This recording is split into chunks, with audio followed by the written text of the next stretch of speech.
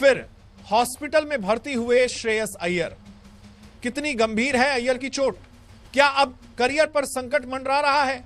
दरअसल ऑस्ट्रेलिया के खिलाफ तीसरे वनडे मुकाबले में एलेक्स कैरी का एक शानदार कैच श्रेयस अय्यर ने पकड़ा था, लेकिन इस कैच पकड़ने के चक्कर में श्रेयस अय्यर खुद को चोटिल भी कर बैठे।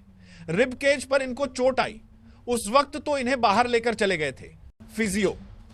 उसके बाद इनके स्कैन हुए, हॉस्पिटल में एडमिट भी हुए और फिर इनको डिस्चार्ज कर दिया गया था।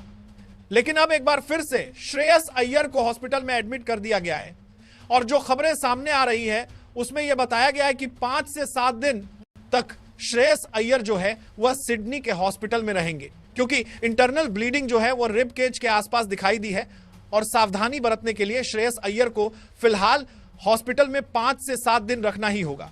दरअसल मैच के दौरान जब चोट लगी थी, स्कैन हुआ और यह पता लगा कि देखिए पसलियों के पास में इनके चोट आई है, तो उसके बाद वापस आ गए।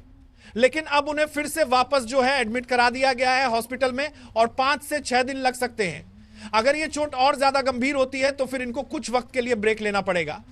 इसके अलावा श्रेयस अय्यर को हॉस्पिटल से जब डिस्चार्ज कर दिया जाएगा 5 से 7 दिन के अंदर, तो फिर इन्हें सेंटर ऑफ एक्सीलेंस भी जाना होगा, जो भारत में वहां पर अपनी थोड़ी फिटनेस साबित करनी होगी। लेकिन यहां पर जो मेडिकल रिपोर्ट्स आ रही है, इनको प्रिकॉशन के लिए, सावधानी के लिए 5 से 7 दिन और रखा जाएगा आईसीयू में, और आईसीयू में इन पर निगरानी रखी जाएगी।